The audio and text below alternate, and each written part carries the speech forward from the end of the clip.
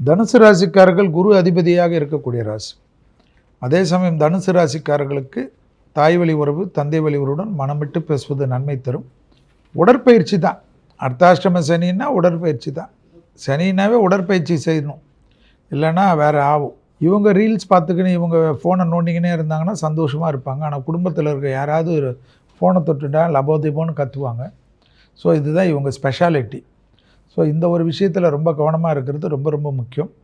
தனுசு ராசிக்காரர்களுக்கு தேக ஆரோக்கியத்திற்கு என்னை பொறுத்த வரைக்கும் தாழ்மையான வேண்டுகோள், 20 நிமிடம் 30 நிமிடமாவது உங்களுக்காக ஒதுக்கி விட்டு உடற்பயிற்சி செய்கிறது. தொழில் ரீதியாக அனுகூலம் நிச்சயமாக ஏற்படும், கவலையப்படக்கூடாது. அது ஏனென்றால் சனி தன்னுடைய 10ஆம் பார்வை விசேஷ பார்வை என்பதனால் கண்டிப்பாக ஒரு டெவலப்மெண்ட், கண்டிப்பாக ஏற்றம், கண்டிப்பாக ஒரு நிறைய ட்ராவல், ஆன்மீக அமைப்பெல்லாம் ஏற்படும். பசுமாடுகளுக்கு ஞாயிற்றுக்கிழமை உணவளிப்பது, காகத்துக்கு தினமும் உணவளிக்கக்கூடிய தனுசு ராசிக்காரர்கள் பெரிய வெற்றிகளை பெறுவார்கள்.